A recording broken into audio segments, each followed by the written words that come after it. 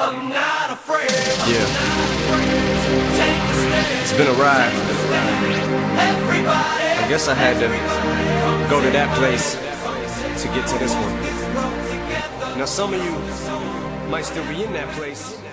Hello, we are the Chicas of Carolina, and today we're going to talk to you about the political and economic conditions and events of the assigned time period. Our main goal is for you to understand us clearly and get the point that we want to transmit to you. The people that were in charge of the Mexican independence were Agustín Iturbide and Vicente Guerrero. Then they got the independence. The Junta Provisional Gubernativa was in charge of the government.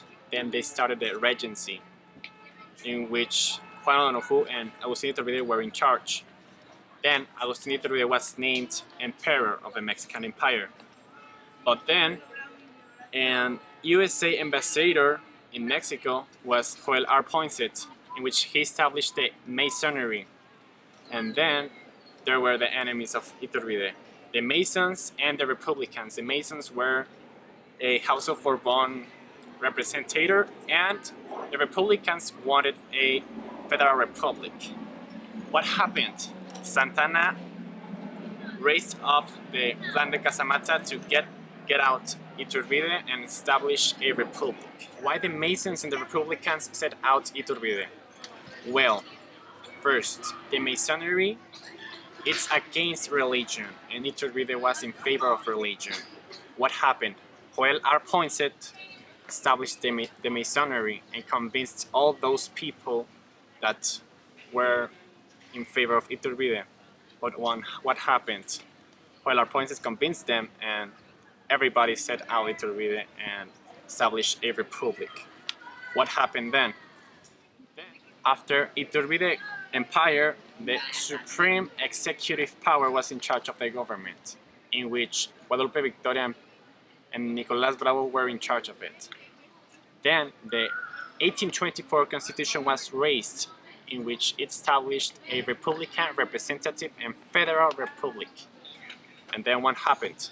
Guadalupe Victoria was the first president of Mexico, and Nicolás Bravo was the first vice president of Mexico. Today we're going to talk about a little something that not a lot of people know about, and that's a brief history of Mexico's early economy. When Agustín Iturbide began his so-called empire, he essentially only adjusted the tax prices and focused more money on stuff that had less to do with the military. There wasn't a lot of problems with his system, but it wasn't enough to make up for the ridiculous amount of debt that Mexico had made during the war. So when he got kicked out and Guadalupe Victoria began his first term as president, he was racked with debt. It was a horrible economy, and the truth is that it was only then that a lot of criollos started to realize that the bad economy couldn't be blamed on years of bad management by the Peninsulares. They were doing stuff wrong too. So between the debt and a lot of uprisings that occurred over the years afterwards, it's no surprise that the more conservative folks wanted a more centralist and controlled government, which led to Santana's reign of power. More on that with Yael. Santana was elected president by the Liberal banner in 1833. Instead of assuming office, delegated the presidency to his vice president Valentin Gómez Farias, which his government was strongly reformist to the detriment of traditional church and military privilege. Gómez Farias reduced the size of the army and eliminated its fueros. Under the banner of religion and fueros, the conservative backlash gained strength in the winter of 1833. In April 1834, Santana abandoned the liberal cause and deposed Gómez Farias. The renowned general promptly dismissed Congress and assumed dictatorial powers, bringing an end to liberal rule under the Federal Republic. Centralism and the caudillo state it was from 1836 to 1855. In the 2 decades after the 1834 collapse of the Federal Republic, Santana dominated Mexico politics. Between 1833 and 1855, he was elected 11 times president and completing none of his terms and frequently leaving the government in the hands of weak quick-taker administrators. During this period, Mexico went to war on 3 separate times and lost the half of its territory.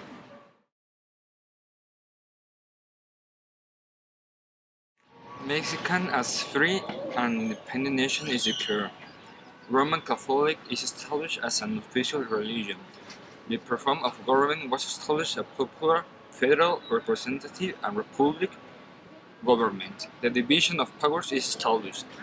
A General Congress, which is divided in 2 chambers, is created. One is the senators and the other the police. The political freedom of the press is declared. The executive branch will be led by a single person, who have the title of President of the United Mexican States. The figure of this president. So, in conclusion, the independence comes to an end, which leads to Iturbide empire, which is brought down by the Mercenary, and Joel.